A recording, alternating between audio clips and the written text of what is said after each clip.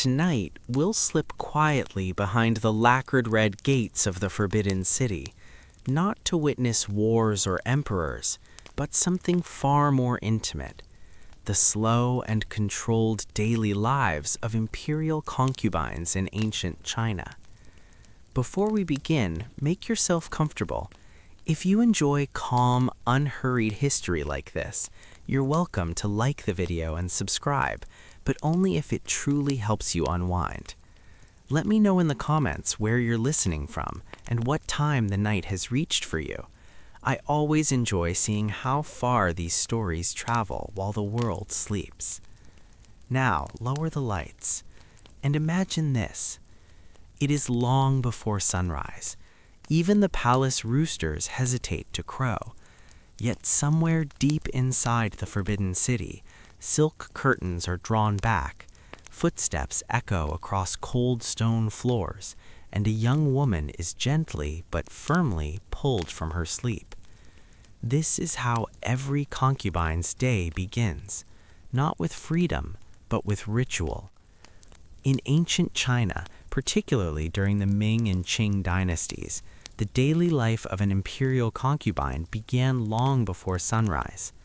Time inside the Forbidden City did not belong to the women who lived there. It belonged to ritual, hierarchy, and the invisible clock of the palace.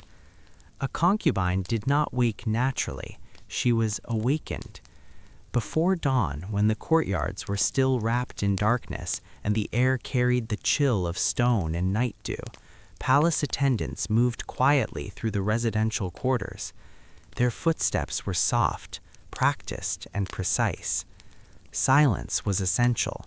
Noise suggested disorder, and disorder was dangerous in a place governed by appearances. Concubines slept on raised wooden beds fitted with silk mattresses and layered quilts. The fabrics were fine, but comfort was secondary to posture and presentation. Hair had to be preserved overnight, often wrapped carefully or supported by cushions to prevent disturbance. Even sleep required discipline. When the time came, curtains were drawn aside and lamps were lit. A senior maid or eunuch would announce the hour. There was no choice in the matter. Rising late wasn't merely laziness. It could be interpreted as disrespect to palace order, or worse, the emperor himself. The concubine sat up immediately. There was no stretching, no lingering, no indulgence in sleep. From the moment her eyes opened, her body belonged to the palace. The first ritual of the day was cleansing. Warm water was brought in ceramic basins, sometimes infused with herbs or flower petals, depending on rank and season.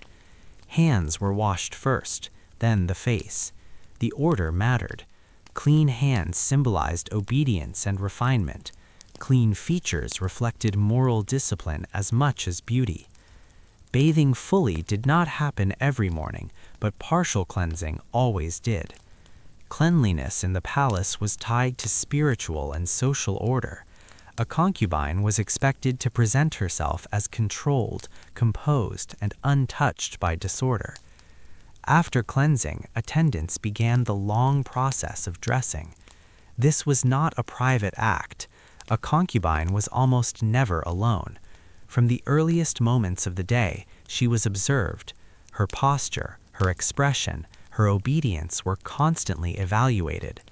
Clothing was selected according to strict regulations. Color, fabric, embroidery, sleeve length, and even shoe height were dictated by rank. A concubine could not simply choose what she liked. Yellow, for example, was reserved for the emperor and empress. Certain patterns were forbidden. Even the number of decorated elements could signal overstepping one's place. Layers were added slowly, undergarments first, then outer robes, belts, and accessories. Each movement was deliberate. A rushed gesture suggested impatience. A clumsy one suggested poor upbringing. Hair was the most time-consuming task. Hairstyles were elaborate, especially for higher-ranking concubines. Hair was combed, oiled, shaped, and often padded or extended with false hair pieces. Pins made of jade, gold, or silver were inserted carefully. Every pin had meaning. Some signaled rank. Others carried symbolic motifs such as longevity, fertility, or loyalty. The concubine was expected to sit completely still during this process, which could last over an hour. Shifting, sighing, or showing discomfort was frowned upon. Self-control was one of the most prized virtues in palace life. By the time the sun rose over the palace rooftops, the concubine was already dressed, groomed, and emotionally composed. The day had begun not with freedom, but with performance. Once dressed, the concubine's next obligation was ritual greeting. Depending on her rank and the customs of the dynasty, she might be required to present herself at the quarters of a higher-ranking woman, often the empress or a senior consort. This was not a casual visit, it was a formal act of submission. The concubine walked slowly through courtyards and corridors, eyes lowered, steps measured. Running or walking too quickly was considered improper. The palace valued calm movement. Stillness suggested virtue. Upon arrival, she bowed according to her rank.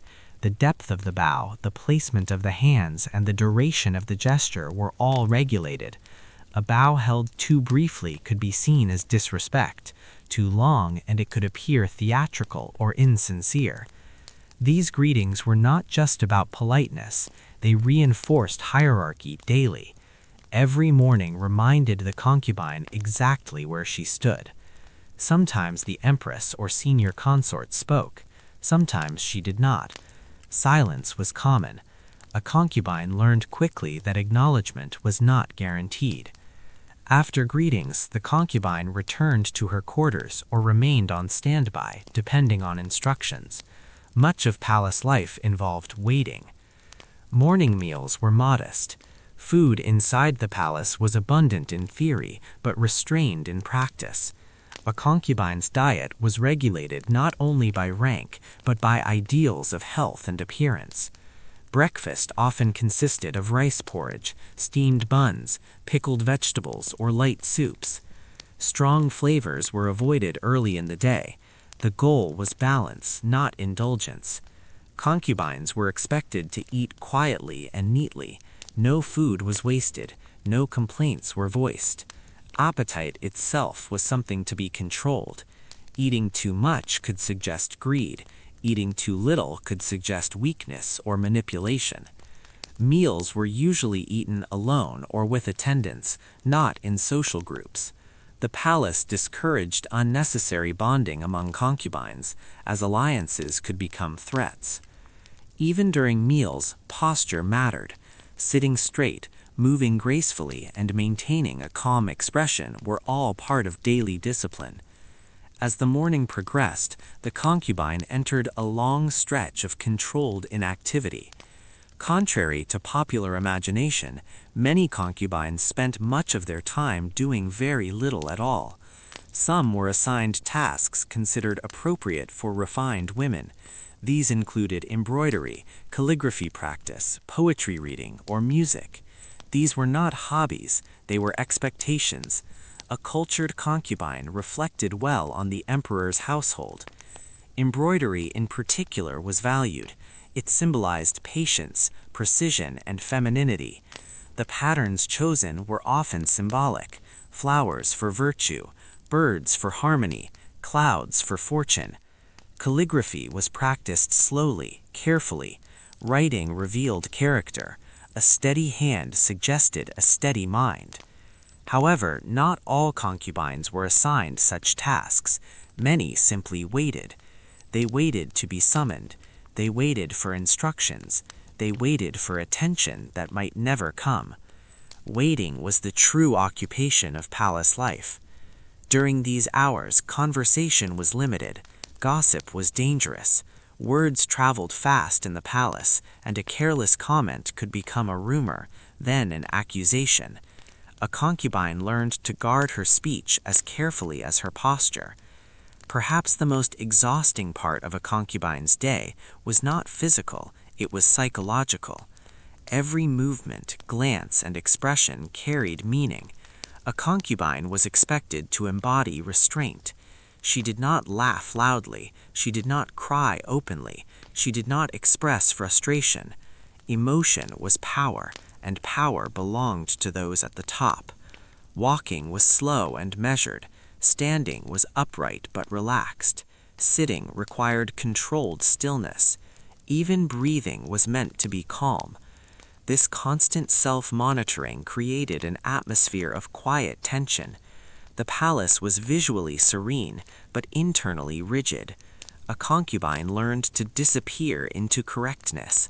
By midday, she had already lived through multiple layers of ritual, discipline, and silence, and yet the most uncertain part of her day still lay ahead, because at any moment a messenger could arrive, and everything could change. By the time the sun climbed higher over the tiled roofs of the Forbidden City, the concubine's morning rituals were already behind her. Yet the day was far from over. In fact, this was the longest and quietest stretch of palace life, the afternoon hours, where time seemed to stretch endlessly and nothing happened, until suddenly everything did. Afternoons inside the inner palace were defined by waiting. Not the relaxed kind of waiting, but a watchful, controlled stillness. Concubines were expected to remain available at all times. Even when nothing was scheduled, they could not truly rest. A summons from the emperor, the empress, or a senior consort could arrive without warning. Being unprepared was unthinkable. After the midday meal, concubines were sometimes allowed a brief rest. This was not a nap in the modern sense, it was more like quiet stillness. They reclined on daybeds or sat near open windows, fans moving slowly through the warm air. Attendants remained nearby, always alert. Shoes were kept close, hair and clothing stayed intact. There was no collapsing into comfort. Sleeping too deeply could be seen as laziness. Appearing too alert could look anxious. The ideal state was gentle composure, awake enough to respond instantly, calm enough to seem effortless. For many concubines, this quiet time was when loneliness crept in. Separated from family, cut off from the outside world, and surrounded by people who were never truly friends, afternoons could feel heavy. The palace was full of people, yet deeply isolating. Afternoons were often used for refinement. Concubines practiced arts that reflected inner discipline. Music was common, especially the guqin, a soft, contemplative stringed instrument. Playing it was not about performance, but restraint. Loud or dramatic music was discouraged. The goal was subtle beauty. Painting and poetry were also encouraged, especially among educated concubines. Themes were carefully chosen: nature, seasons, longing, loyalty. Nothing political, nothing bold. Everything safely elegant. These activities served two purposes. First, they filled time. Second, they quietly ranked women against one another. A concubine whose calligraphy impressed a senior attendant might find her name mentioned favorably. A poem admired by the empress could subtly elevate status, but envy traveled fast. Skill could attract attention, and attention was both currency and danger. Nothing was ever done purely for joy. Concubines were rarely alone together without supervision. When they did interact, conversation was polite, restrained, and layered with unspoken meaning. A friendly smile might hide rivalry. A casual remark could later be twisted into accusation. Trust was risky. Some concubines formed quiet alliances, shared walks, exchanged poems, mutual protection. Others chose isolation, believing invisibility was safer. Neither path guaranteed survival. Religion and ritual were woven gently into daily life. Concubines might burn incense at small household altars, offering prayers for health, favor, or peace. Some prayed for the emperor's attention. Others prayed not to be noticed at all. Ancestral respect mattered deeply in Chinese culture, even inside the palace.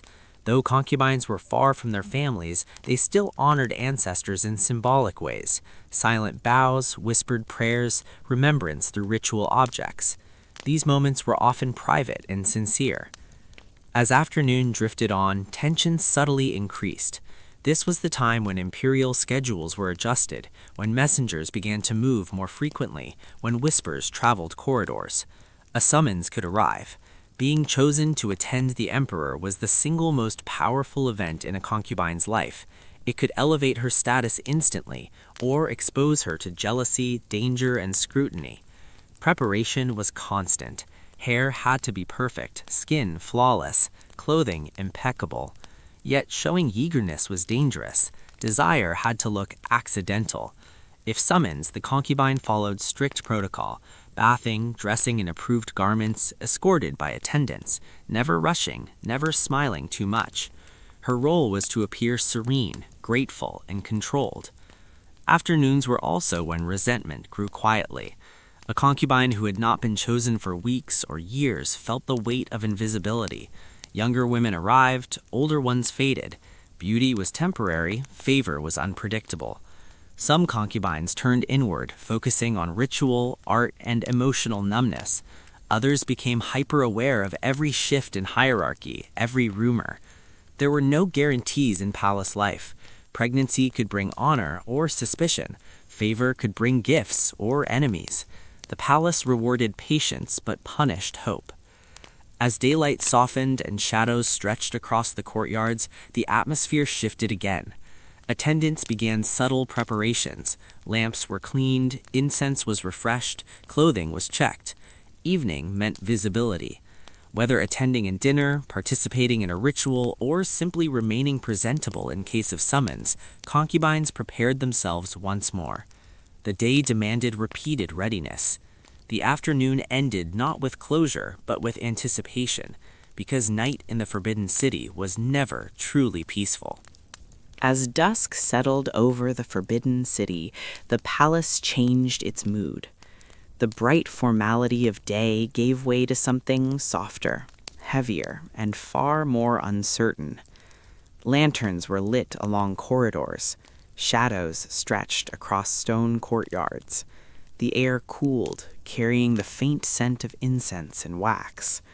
For imperial concubines, evening was the most emotionally charged time of the day. This was when lives could change, or remain exactly the same. As night approached, concubines prepared once again. Attendants brought warm water for washing hands and faces. Makeup was reapplied, though lighter than in the morning. Evening cosmetics favored softness, gentle color on lips, a subtle glow on skin. Hair ornaments were adjusted, never excessive, never careless. Clothing was chosen carefully. If a concubine hoped to be summoned, she wore fabrics that flowed quietly, colors that flattered candlelight. Nothing too bold, nothing too plain. The goal was to appear effortlessly worthy. Yet, even those who expected nothing still prepared. In the palace, readiness was a form of survival. Evening meals varied depending on rank. Higher-ranking consorts might dine communally on special occasions, seated according to hierarchy.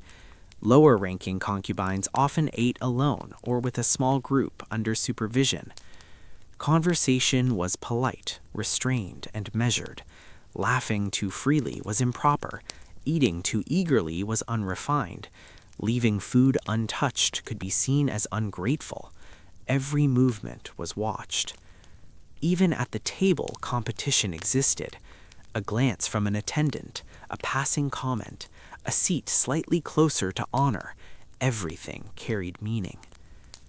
Then came the waiting.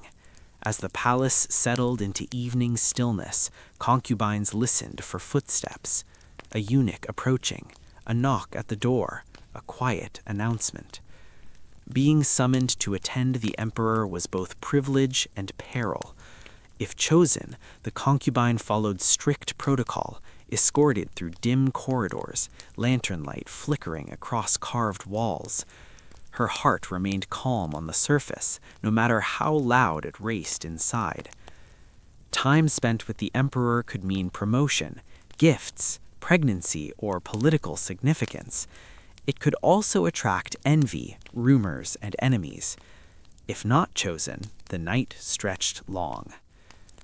Most nights, most concubines were not summoned. They returned to their chambers, removed jewelry, loosened hair, and settled into silence. Attendants withdrew, lamps dimmed. This was the loneliest hour. Without performance or ceremony, emotions surfaced. Some concubines wrote poetry in secret, words never meant to be read. Others embroidered slowly, stitch by stitch, passing time without thought. Time was unforgiving in the inner palace. New concubines arrived young, beautiful, hopeful. Older ones faded into the background, no longer summoned, no longer noticed. Years passed in repetition, rituals, meals, waiting, silence.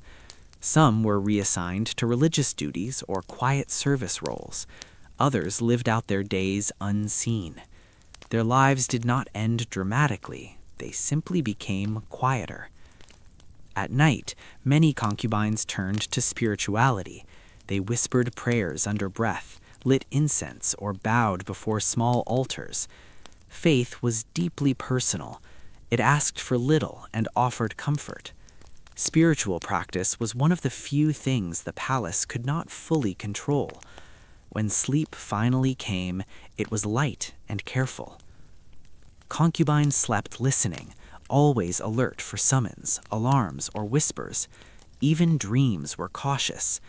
The palace never truly rested. Somewhere, someone was always watching. And so the day ended as it began, not with freedom, but with form. Each concubine lay beneath silk blankets, surrounded by luxury that felt increasingly hollow. Outside, the forbidden city stood silent, immense, and unmoving. These women lived surrounded by beauty, yet owned nothing. They were powerful, yet powerless, seen by all, yet known by none. Their lives were not loud or heroic. They were repetitive, controlled, quiet. And in that quiet repetition, history passed them by. Most nights ended the same way, with disappointment carried politely on a practiced smile. For every concubine who was summoned, many more removed their dragon-shaped earrings, folded their hands, and tried very hard not to bury their faces into silk pillows yet again. Still, hope lingered. Tomorrow, perhaps, or the day after. In the Forbidden City, patience wasn't admired. It was expected. It was part of the role. And then suddenly it happened. A glance from the eunuch. Brief, precise, impossible to misunderstand. That look meant tonight was yours. Your turn to step into one of the strangest duties ever recorded in ink. Serving the Son of Heaven was framed as an honor, a sacred responsibility, and for many women, an unspoken test with no instructions and no results ever explained. The preparations began immediately.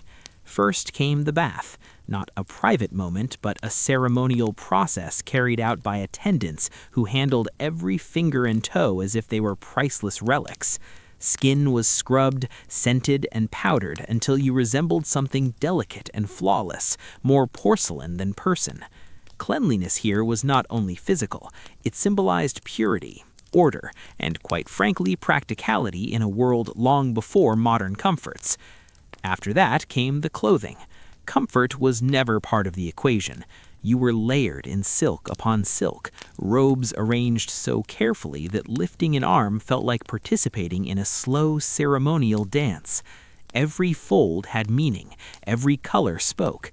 By the time the final sash was tied, you were no longer just yourself. You were a carefully prepared figure, ready to play a role written long before you arrived. Some concubines even trained themselves to sleep upright just to keep their hairstyles intact. Others slipped coins or favors to their attendants, hoping for kinder hands in the early hours. Sometimes it worked, sometimes it absolutely didn't. But everyone understood the unspoken rule. If you didn't look flawless when the day began, it could end badly. Maybe not in execution, but perhaps in a quieter punishment, like being moved to a smaller, darker room no one ever visited. In the palace, waking up wasn't simply about starting the day. It was about staying in the game. Survival, powdered and perfectly lit. Showing signs of fatigue wasn't seen as human, it was seen as weakness, and weakness could cost you rank, influence, and worst of all, access to the better snacks. After the exhausting ritual of being transformed into a silk-wrapped vision of perfection before sunrise, breakfast finally arrived. But calling it a reward would be generous. Morning meals inside the Forbidden City were less about comfort and more about silent competition. Concubines gathered in hushed rows, seated strictly by rank, favor, and whatever shifting preference the empress happened to have that week. The most powerful women sat closer to the windows, where sunlight kept the dumplings warm. Everyone else made do with rice porridge that had already begun to cool, along with sides that had clearly lost the battle against time. On paper, the food was lavish: bird's nest soup, lotus seed paste, sweet buns glazed in honey. In reality, you were expected to eat like you weren't hungry at all.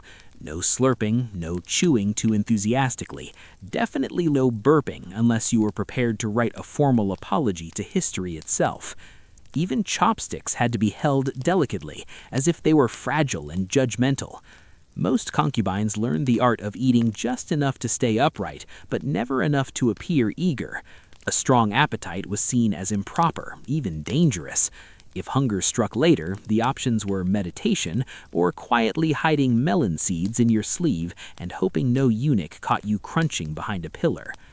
Because gossip traveled faster than any official decree, eunuchs, maids, and lower-ranking concubines turned whispers into full-time careers. A single rumor murmured in the East Wing could reach the West Courtyard before tea was poured. And if someone ever said, "I probably shouldn't be telling you this," it meant you were already late to the conversation. The rumors themselves were endlessly creative.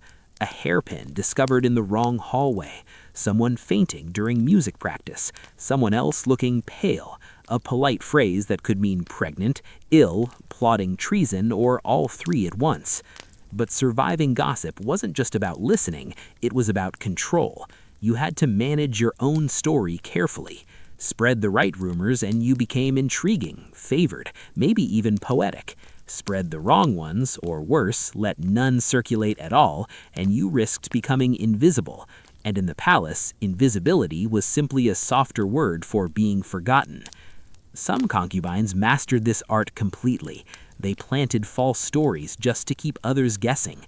One, according to palace tales, even started a rumor about her own exile, only to return unexpectedly weeks later and enjoy the shock, the whispers, and the sudden attention she had carefully engineered. The moment a concubine received the summons from the king, the world around her shifted. Courtiers whispered, attendants scurried with urgency, and the air in the palace seemed thick with anticipation. This wasn't just a routine call, it was a summons that carried both honor and peril.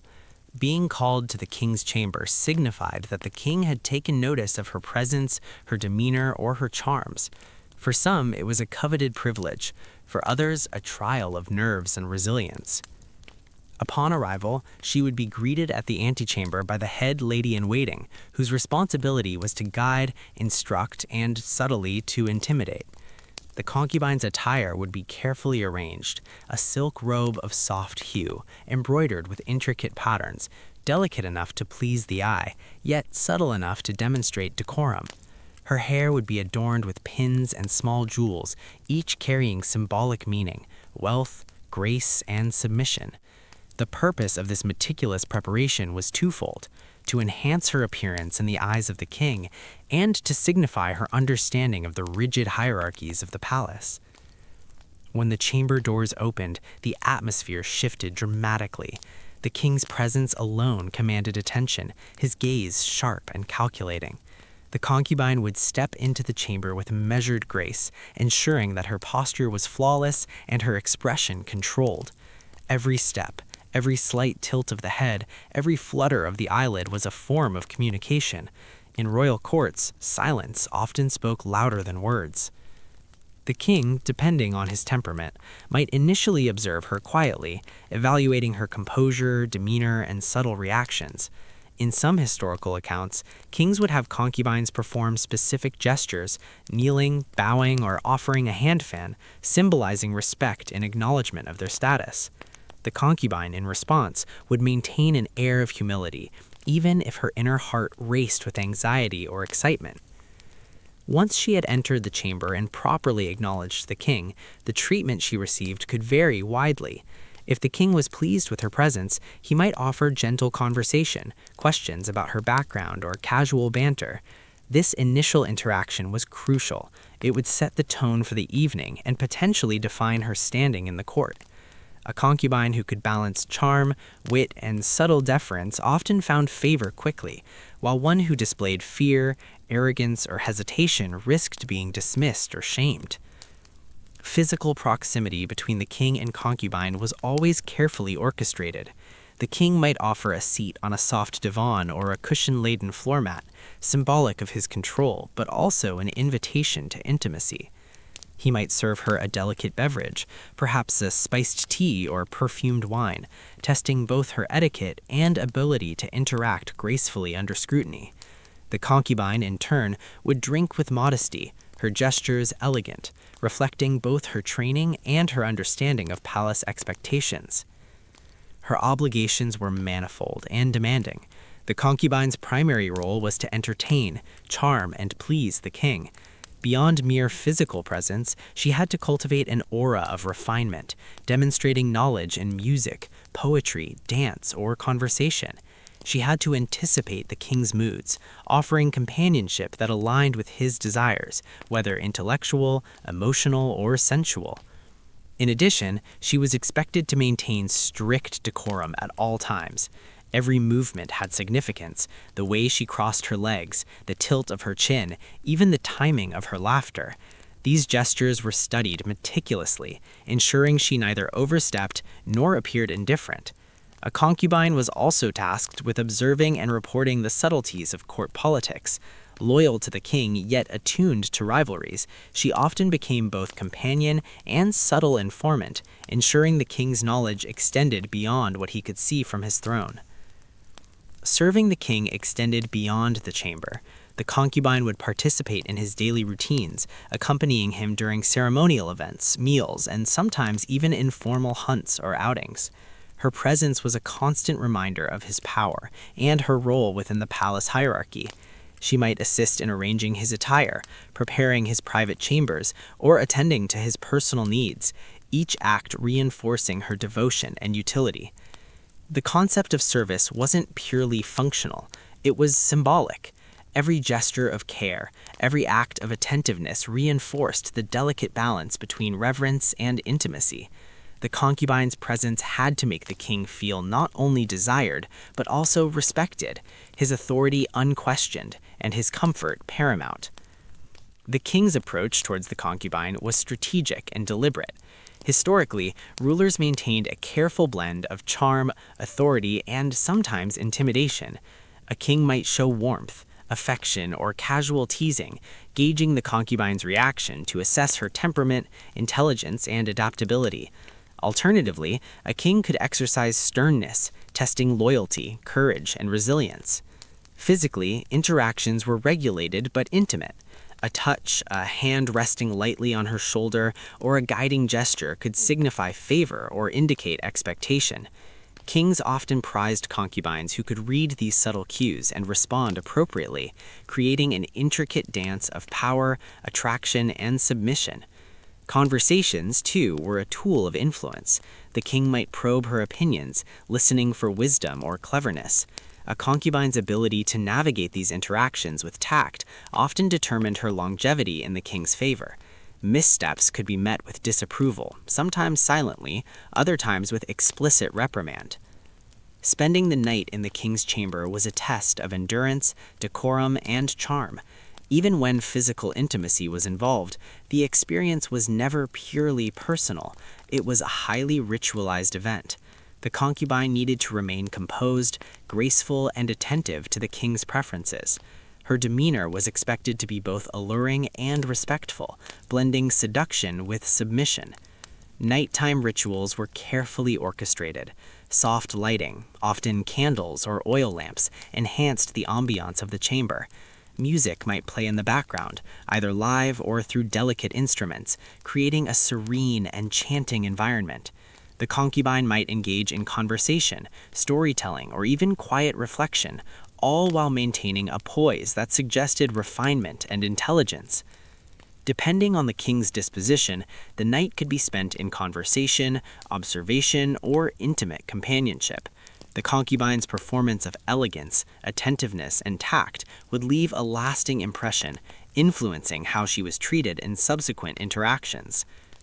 Morning in the royal chamber carried its own set of expectations.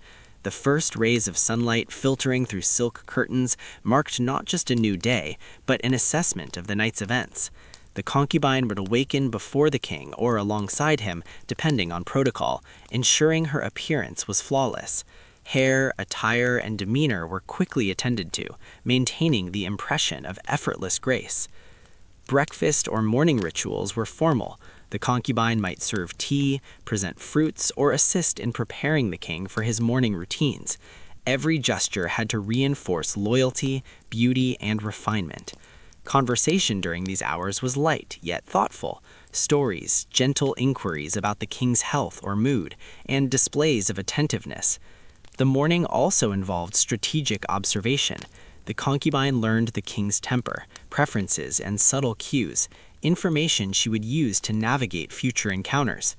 Kings valued concubines who could blend observation with charm, intelligence with obedience, creating a dynamic that was simultaneously intimate and politically astute. The life of a concubine in the king's chamber was complex, layered with psychological intricacies. Beyond the rituals of appearance, conversation, and service, she had to manage fear, ambition, and desire. Favor from the king could elevate her status, granting privileges and influence within the court.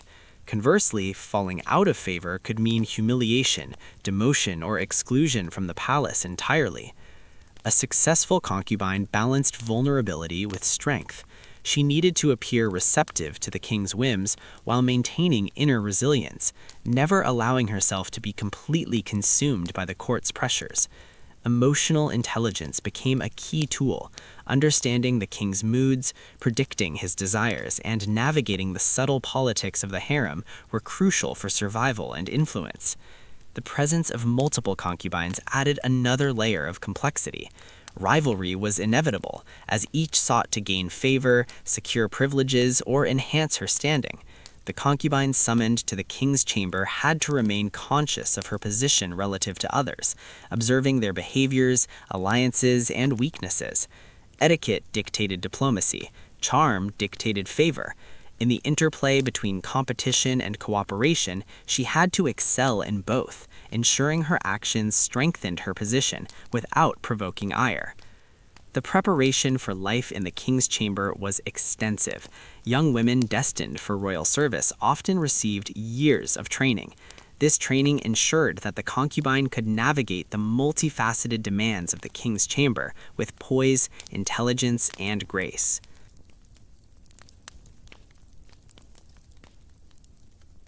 Pregnancy and childbirth in the inner palace, the most dangerous honor. For an imperial concubine in ancient China, pregnancy was not simply a biological event, it was a political earthquake. The moment life stirred in her body, her status, safety, and future were no longer her own. A pregnancy could elevate her to unimaginable privilege, or quietly mark her for destruction. Unlike ordinary women, concubines did not discover pregnancy in private. Their bodies were constantly observed, regulated, and recorded. Menstrual cycles were tracked by palace matrons. Appetite changes, fatigue, nausea, nothing went unnoticed. When a concubine missed her expected cycle, attendants reported it immediately. Physicians were summoned not to ask questions, but to confirm suspicions. Once pregnancy was verified, the news did not travel casually. It moved upward through layers of authority, eunuchs, senior matrons, palace doctors, before finally reaching the empress. Only then was the emperor informed. And how the news was received depended entirely on politics. If the concubine was favored, or if the court was desperate for a male heir, the announcement was treated like a blessing from heaven itself. Ritual congratulations were issued, gifts were bestowed, her residence might be upgraded overnight. If she was not favored, or worse, politically inconvenient, the reaction was colder. Pregnancy was acknowledged, but without warmth, without celebration, because in the inner palace, life was valuable only when it served power. The emperor's personal behavior toward a pregnant concubine varied wildly. Some showed genuine anticipation, especially if they lacked sons or had recently lost an heir. Others treated pregnancy as a bureaucratic fact. Publicly, the emperor was expected to show restraint. Too much attention toward one woman could provoke jealousy, destabilize the harem, or anger the empress. So affection, if it existed, was often quiet and indirect. Extra allowances, better food, subtle protection. Privately, the emperor's concern was singular, the sex of the child. Pregnancy itself mattered far less than its outcome. A son meant continuity of the dynasty. A daughter meant disappointment, disguised as polite gratitude. From the earliest months, diviners were consulted, dreams were interpreted, omens were read in clouds, animals, and incense smoke. A concubine who dreamed of dragons, suns, or jade discs was believed to carry a boy. Those who dreamed of flowers, water, or birds were quietly pitied. These interpretations shaped how she was treated long before birth. Once pregnancy was announced, a concubine's life changed immediately, but not necessarily for the better. She was placed under constant supervision. Her food was prepared separately, tasted multiple times, and recorded in ledgers. Poison was a real fear. Rival concubines had been known to bribe servants, alter herbs, or sabotage meals. Pregnancy made a woman visible, and visibility invited danger. Movement was restricted. She could not wander freely. Walks were supervised, visitors were limited, conversations were monitored, even laughter was regulated. Too much emotion was believed to disturb the fetus. Palace physicians prescribed strict regimens based on traditional Chinese medicine. Foods were classified as hot or cold. Certain meats, fruits, and spices were forbidden. Emotional balance was emphasized. Anger, fear, or grief were believed to harm the unborn child. Ironically, this care was less about the mother and more about the womb. The concubine herself became a vessel. No matter how gently pregnancy was treated on the surface, beneath it lay a single expectation: produce a male heir. This pressure was never stated outright. It didn't need to be. Every concubine understood the hierarchy of value from the moment she entered the palace. A son could change everything.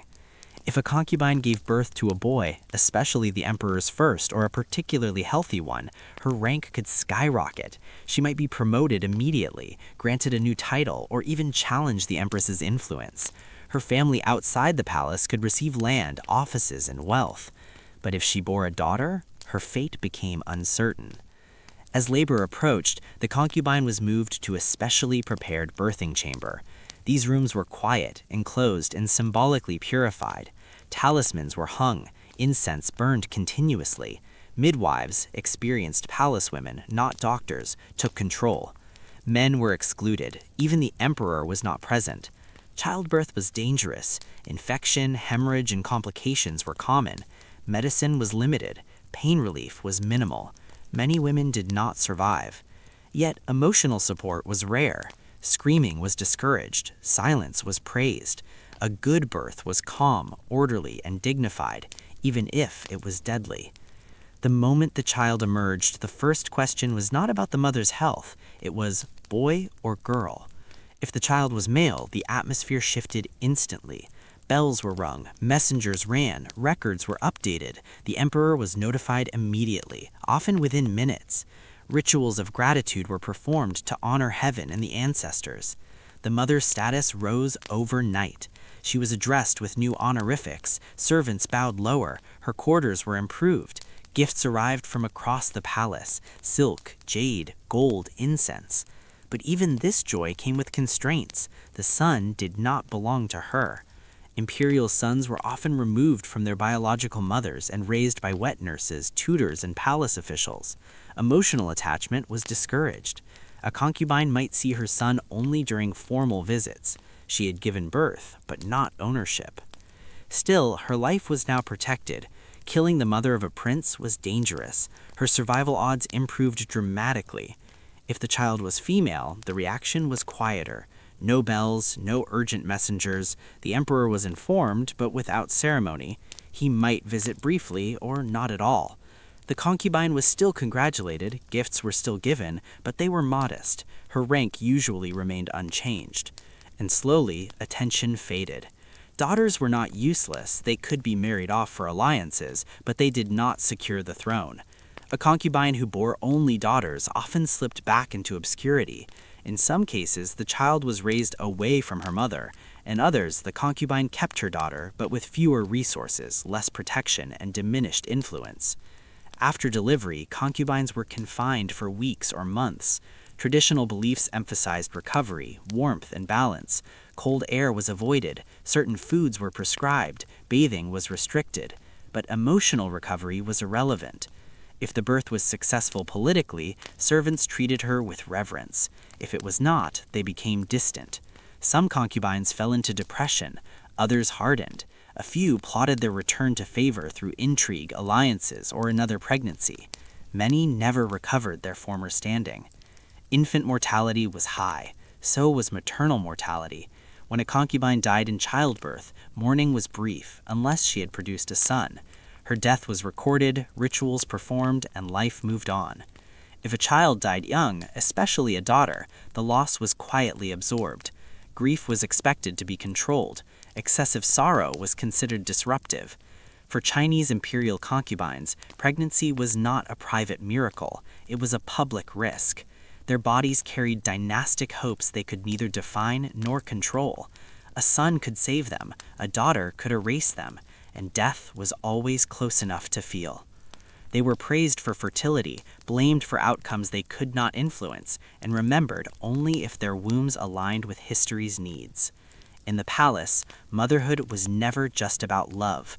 It was about survival, measured not in heartbeats, but in heirs. As days turned into weeks and weeks into years, time inside the inner palace stopped feeling like time at all. For imperial concubines, life was not marked by birthdays or milestones. It was measured in seasons, rituals, and long stretches of waiting. From the moment a woman entered the palace, her life followed a path already drawn. She could not leave, marry, or choose her future. Even her emotions had rules. Joy had to be quiet. Sadness had to be invisible. Anger was forbidden entirely. Every day looked similar, but no 2 days felt the same. Hope rose and fell like mist, sometimes thick, sometimes gone without warning. In spring, courtyards bloomed with plum blossoms and magnolias. Concubines walked slowly beneath flowering trees, pretending not to notice their beauty too much. Spring brought new arrivals, younger women, fresher faces. With them came anxiety. Summer was heavy and slow. Silk clung to skin. Fans moved constantly. Tempers flared more easily, though never openly. The palace felt suffocating in the heat. Autumn was the most peaceful season. Cool air, clear skies, golden leaves. Many concubines favored autumn. It felt reflective, almost forgiving. Winter was the hardest. Cold crept into stone walls. Silence deepened. Fewer summons came. Fires burned low. Winter reminded everyone how alone they truly were. Despite everything, concubines found tiny comforts. Some learned to paint landscapes they would never visit. Others memorized poems to recite silently while walking. These small habits were not indulgences, they were survival. Friendships existed, but cautiously. 2 concubines might share tea, walk together, or exchange quiet thoughts, but trust was fragile. Favor could change everything overnight. A friend today could become a rival tomorrow. A secret shared could become a weapon. So friendships were gentle, shallow, and temporary. Kindness was offered carefully, like porcelain that might shatter if held too tightly. When a concubine fell ill, fear followed. Illness meant weakness. Weakness meant invisibility. Invisibility meant being forgotten. Some recovered, some never did. Those who died quietly were buried with little ceremony. Their names faded from records. Their rooms were cleaned and reassigned. Life inside the palace moved on without pause. Aging was the greatest enemy. There was no celebration for maturity, no honor in longevity. A woman past her prime was quietly pushed aside. Her clothing became simpler, her duties more routine, and her presence less noticed. Some accepted this with calm dignity. Others held on to hope far longer than it served them. Older concubines often became invisible, but not useless. They were assigned quiet responsibilities, overseeing younger women, caring for palace objects, managing small rituals. Their knowledge was valuable, even if their beauty no longer was.